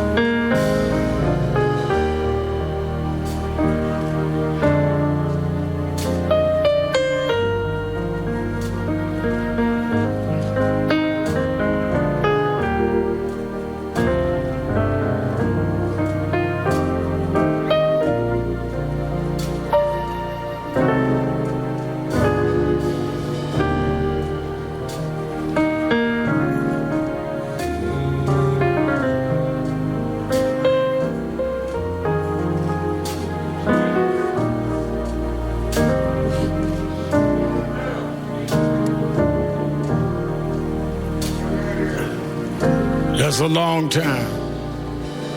If we've calculated with the clock here, that's how long he was laying there. There's no excuse. They had enough time. They had enough time. Now what will we do with the time we have? As we usher the family out, please let us take them out first. They have to prepare to go to North Carolina and then back Houston, where we will do the final services. They appreciate you all for coming. Let everybody else be seated but the family. Reverend Brian, will you come quickly? Give us a benediction. Just a benediction. And we're going to take the family out. Everyone else remain in your seats.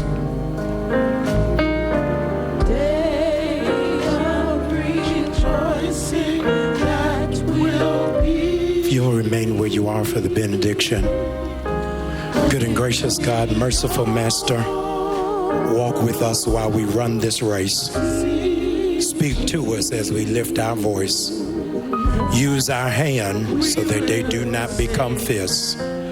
Change our hearts so that our rage will shift to rehabilitation. Convict the country so it can finally be the land of the free and the home of the brave. We pray this prayer in the name of an innocent black man by the name of Jesus, who was killed by a government and still rose again. And with that power, we march on until victory is won.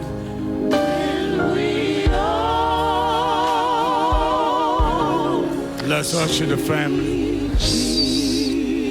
So, we need everyone to be seated except hours the of family. speech and song. Please, everyone, please be seated. The memorial Except service the family. for George Floyd ends in Let's- silence and prayer. Please, everyone, please remain in your seat. I want to bring in Lindsay Davis in Minneapolis right now. As Lindsay we Davis, escort this family Reverend Sharpton, remind us at the end Thank you there, so and we much. all Please, felt it please, as we we need everyone to watched. remain seated. 8 minutes and 46 seconds is an awful long time to have a knee on your neck.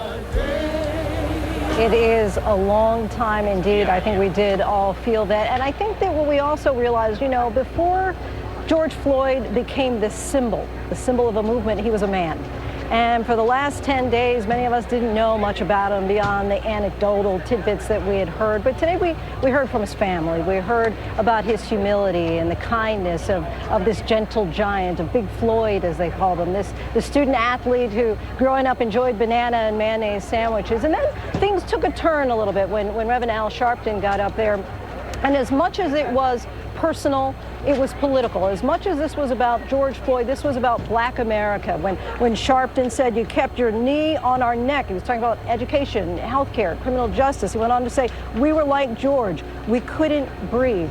And this is the Black church on any given Sunday, but today it's on a national stage, right? Perhaps an international stage. And what's so interesting is that the people who are out here listening to every word, the crowds of people, which first of all I have to point out, it's a predominantly white crowd that's here, and they weren't just hearing it, they were listening to it, they were applauding it, clapping above their heads. And I think that that's what's so significant, George, is that while things feel different this time, they also look different. And the spirit that's out here, it's one that's a combination of celebration and reverence. You know, people are coming certainly to pay tribute to this life that was lost, but at the same time to celebrate the possibility of change and the possibility of hope. That was the refrain. Thank you, Lindsay, of Reverend Sharpton. Different time, different season. Byron Pitts, this celebration was exactly what you predicted, the homegoing for George Floyd, part grief, part celebration, exhortation to move forward. I was struck by one line from Reverend Sharpton. You've changed the world, George. He said it as a declaration. It's also a hope and an open question. George, that is exactly right. It seems to me that if you've never been to a Black church, if you've never been to any church for a memorial service, today our nation, perhaps much of the world, went to church, where it's part scripture, part humor, part politics, part redemption, hope, and faith. I was struck by something that Attorney Crump said earlier, that took it from the element of just race, that this is not just a black struggle, but American struggle, where he said, what we're working on is an effort to help America be America for all Americans. To Lindsay's point earlier that we saw George Floyd humanized today, not as a black man, but as a man from modest means. I think a lot of us who come from humble beginnings can relate to banana mayonnaise sandwich and those kinds of stories. And George, we also heard humor. That, I mean, when in the last time, in the last 10 days in dealing with the story, has anyone laughed? But today, as a nation, we were able to hear his family laugh and perhaps allow all of us to laugh in the craziness and the heartbreak of this moment. And George, I was thinking of all the things said today of the scripture, Psalm 30, that says, weeping may dureth for a night, but joy cometh in the morning. And so we're weeping still as a nation, and it'll be interesting to see what joy will come in the morning as we get through this. Moving service. I think it spoke to many people's hearts, not just to black hearts, but to all hearts, I think, of good and decent people, that we saw our humanity and what's possible in America, that even in difficult, dark, and painful moments, joy can come in the morning. For this family, for much of the nation, they want justice. I think for many people, justice may be a guilty verdict, which may or may not come.